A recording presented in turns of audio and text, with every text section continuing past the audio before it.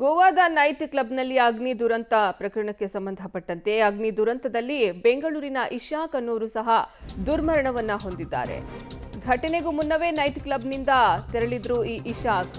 ಗೋವಾದ ನೈಟ್ ಕ್ಲಬ್ನಲ್ಲಿ ಅಗ್ನಿ ದುರಂತ ಸಂಭವಿಸಿತು. ಈ ಅಗ್ನಿ ದುರಂತದಲ್ಲಿ ಬೆಂಗಳೂರಿನ ಇಶಾಕ್ ಸಹ ಸಾವನ್ನಪ್ಪಿದ್ದಾರೆ. ಘಟನೆಗೂ ಮುನ್ನವೇ ನೈಟ್ ಕ್ಲಬ್ನಿಂದ ಇಶಾಕ್ ತೆರಳಿರ್ತಾರೆ. ಕ್ಲಬ್ನಲ್ಲಿ ಬಿಟ್ಟಿದ್ದ ಮೊಬೈಲ್ ಅನ್ನ ತರೋಕೆ ವಾಪಸ್ ಹೋದಾಗ ಬೆಂಕಿಗೆ ಆಹುತಿಯಾಗಿದ್ದಾರೆ.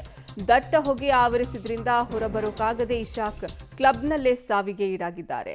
ಗೋವಾದ ನೈಟ್ ಕ್ಲಬ್ನಲ್ಲಿ ಅಗ್ನಿ ದುರಂತ ಸಂಭವಿಸಿ 25ಕ್ಕೂ ಹೆಚ್ಚು ಮಂದಿ ಸಾವನ್ನಪ್ಪಿದ್ರು. ಇದರಲ್ಲಿ ಬೆಂಗಳೂರಿನ ಇಶಾಕ್ ಅನ್ನೋರು ಸಹ ದುರ್ಮರಣ ಹೊಂದಿದ್ದಾರೆ.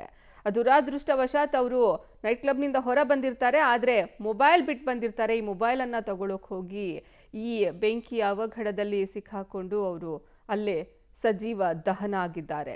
ದಟ್ಟ ಹೊಗೆ ಆವರಿಸಿದ್ರಿಂದ ಹೊರಬರೋಕಾಗದೆ ಕ್ಲಬ್ನಲ್ಲೇ ಸಾವನ್ನಪ್ಪಿದ್ದಾರೆ ಬೆಂಗಳೂರಿನ ಇಶಾಕ್. ಕ್ಲಬ್ನಲ್ಲಿ ಬಿಟ್ಟಿದ್ದಂತಹ ಮೊಬೈಲ್ ತರೋಕೆ ಹೋದಾಗ ಬೆಂಕಿಗೆ ಆಹುತಿಯಾಗಿದ್ದಾರೆ ಬೆಂಗಳೂರಿನ ಇಶಾಕ್. ಗೋವಾದ ನೈಟ್ ಕ್ಲಬ್ನಲ್ಲಿ ಸಂಭವಿಸಿದಂತಹ ಅಗ್ನಿ ದುರಂತದಲ್ಲಿ 25ಕ್ಕೂ ಹೆಚ್ಚು ಮಂದಿ ಸಾವಿಗೀಡಾದರು, ಸಜೀವ ದಹನ ಆದರು. ಇನ್ನೂ ಹಲವರು ಗಾಯಗೊಂಡಿದ್ದು ಅವರನ್ನು ಆಸ್ಪತ್ರೆಗೆ ದಾಖಲಿಸಿ ಚಿಕಿತ್ಸೆಯನ್ನ ನೀಡಲಾಗ್ತಾ ಇದೆ. ಈ ದುರಂತದಲ್ಲಿ ಬೆಂಗಳೂರಿನಿಂದ ಗೋವಾಗೆ ಹೋಗಿದ್ದಂತಹ ಇಶಾಕ್ ಅನ್ನೋರು ಸಹ ಮರಣ ಹೊಂದಿದ್ದಾರೆ.